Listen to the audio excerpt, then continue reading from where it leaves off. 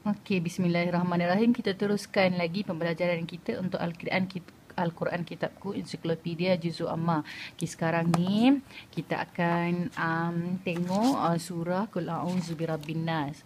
Surah yang paling pendek dalam Al-Quran. Okay, sekarang kita tengok ya. Okay, ini surah Qul A'udzu Birabbin Nas dan juga maksudnya. Okay. Jadi dalam apa yang Ensiklopedia Juzuk Amma ni bantu kita terangkan, iaitu pertama sekali ialah ringkasan tema surah. Okay. Surah ini ialah tentang perintah Allah Subhanahu Taala kepada manusia supaya berlindung kepada Allah daripada segala kejahatan jin dan manusia. Okay.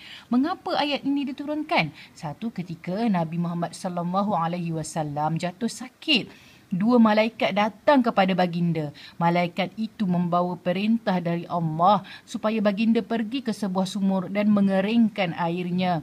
Di bawah batu yang terdapat di dalam sumur itu tersimpan sebuah kotak yang digunakan oleh tukang sihir untuk menyihir Nabi. Pada waktu pagi, Nabi Muhammad sallallahu alaihi wasallam menghantar Ammar bin Yasir serta beberapa orang sahabat untuk pergi ke sumur tersebut. Ketika sampai, mereka melihat airnya berwarna merah kecoklatan.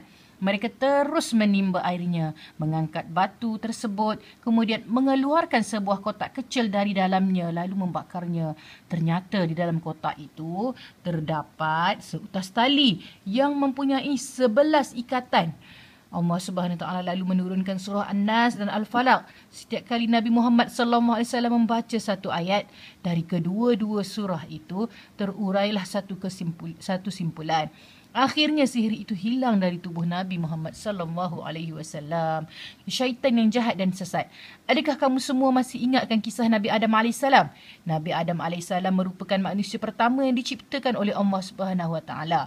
Ketika Nabi Adam alaihissalam diciptakan, Allah Subhanahu wa taala memerintahkan semua makhluk untuk bersujud kepada Adam alaihissalam. Namun, syaitan bersikap sombong, tinggi hati dan dengki. Ia tidak mahu bersujud pada Nabi Adam AS. Ia membantah perintah Allah SWT. Disebabkan itulah Allah SWT membenci syaitan. Allah SWT menghukum syaitan dengan menyediakan api neraka sebagai tempat tinggal mereka kelak. Sejak itu, syaitan berjanji untuk menggoda Nabi Adam AS dan keturunannya. Syaitan juga telah memujuk Nabi Adam AS dan Hawa untuk melanggar perintah Allah. Syaitan berjaya memujuk Nabi Adam AS dan Hawa supaya memakan buah khuldi yang telah dilarang oleh Allah untuk dimakan. Ketika Allah SWT memerintahkan Nabi Adam AS dan Hawa turun ke bumi, syaitan selalu mengekori mereka. Syaitan terus merayu kepada Nabi Adam AS dan keturunannya supaya tidak mematuhi perintah Allah SWT. Hingga saat ini, keturunan Nabi Adam AS sering mengabaikan perintah Allah SWT. Itulah hasil pujukan syaitan.